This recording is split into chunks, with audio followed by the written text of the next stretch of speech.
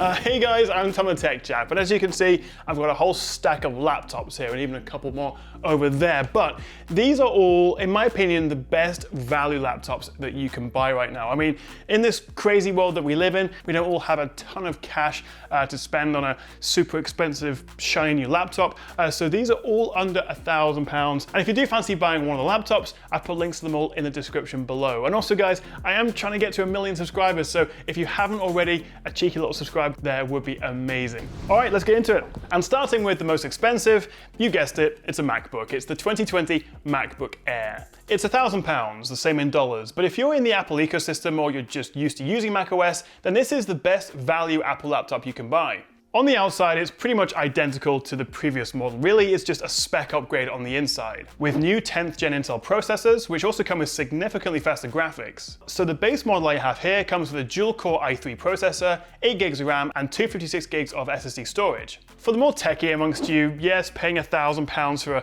Core i3 laptop is a bit excessive. But it's a decent chip actually, and together with how well optimized macOS is, it did everything I needed it to, albeit with the occasional hiccup if I had too many Chrome tabs open. You do have the option to pay $100 more though for the quad-core i5 model if you need a bit more power, but the benefit of the i3, other than being cheaper, is it's completely silent, there's no annoying fan noise. So yeah, compared to Windows alternatives, it is quite expensive, and also the port selection is limited to USB-C Thunderbolt 3, so you're gonna have to get used to that adapter life, but it's a beautifully designed laptop, we get a lovely screen, and if you do want macOS, then yeah, the MacBook Air is the one to go for. Then we have this guy, the Asus ZenBook 14 UX434, and being the latest 2020 model, we also get the upgrade to Intel's 10th gen chips. It's also £900 though, so still on the higher end of our budget, and while we do get the latest specs, here we're mainly paying for the premium design. With the super thin bezels, or what Asus are calling their nano edge screen, we also get this fancy screen pad where the touchpad doubles as a second screen. Which right now you're thinking either, oh that's kinda cool, or what a total gimmick, who would actually use that? I'm somewhere in between. So it's a little pricey, but the ZenBook 14 is a stunning laptop.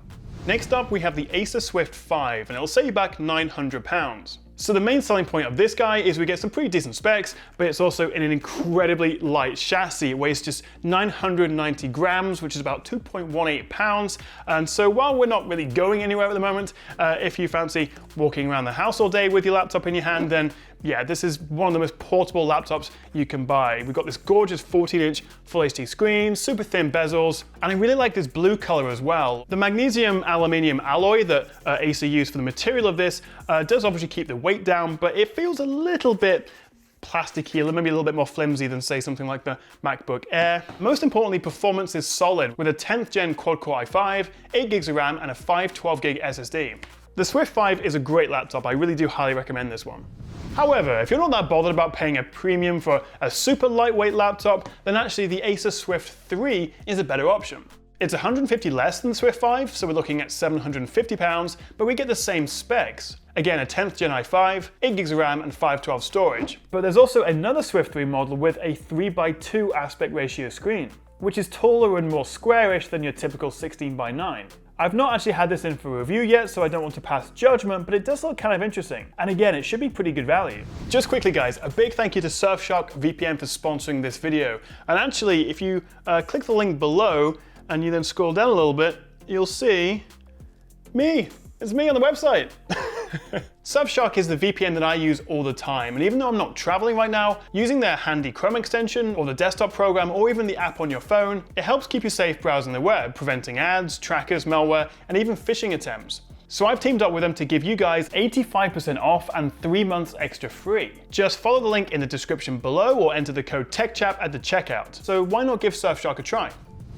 Okay, back to the video, and let me show you the Asus VivoBook 15. Now there's about 1 billion models of this, but I wanted this one with the 10th gen i5, which cost £600 on Amazon, but as I was filming this, was completely out of stock. Asus didn't have one either, but they did send me the X512D model instead, which is exactly the same, but with a Ryzen 7 3700U chip instead. Anyway, the VivoBook 15 packs in some pretty impressive specs given the price. Ryzen 7 or 10th gen Intel i5s, along with 8 gigs of RAM and 512 storage. It looks pretty smart, it's compact, lightweight, the bezels are nice and thin, and there's room for a numpad.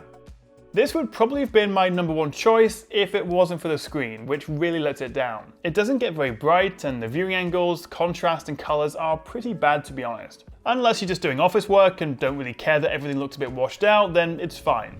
Alright, next up, we've got this guy, the Huawei MateBook D15. There is also a 14-inch version if you want a smaller one. And this will set you back £550, which is pretty surprising actually, because it looks and feels a lot more expensive than that. So it's £50 less than the VivoBook, although it is a little harder to find in the US and some other regions. But if you can find one, it's definitely worth considering. We get an AMD Ryzen 5 3500U, which is a little bit slower than a 10th Gen i5, but not by much, and it actually means laptops like this can be even cheaper. Paired with 8 gigs of RAM, 256 storage, a solid range of ports, Huawei Share, which lets you transfer files and even control your Huawei phone through the laptop, a fingerprint reader built into the home button, and a nifty recessed webcam, although its placement does then mean it's looking up your nose, which isn't ideal if you're doing a bunch of video calls. But it's a great all-round laptop, and for £550, a bargain. Now, speaking of bargains, the next laptop I want to show you, you may not have even heard of, but it's the Honor MagicBook. Now, Honor is basically a sub-brand of Huawei.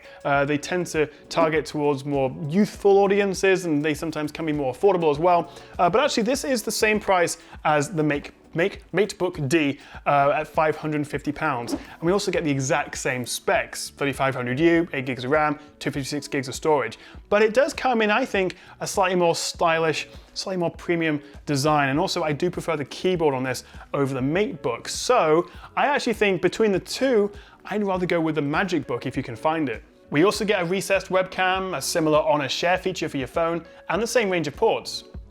It does make you think a little bit that you could get this for nearly half the price of this. Yeah, definitely still a premium for Apple devices. Alternatively, and particularly for you guys in the US for whom the MateBook and MagicBook aren't readily available, I'd recommend this guy, the Acer Aspire 5 Slim. But at just $550 on Amazon right now, it's a great value option with a 15-inch IPS screen, the latest specs, and a pretty good looking, if slightly officey design.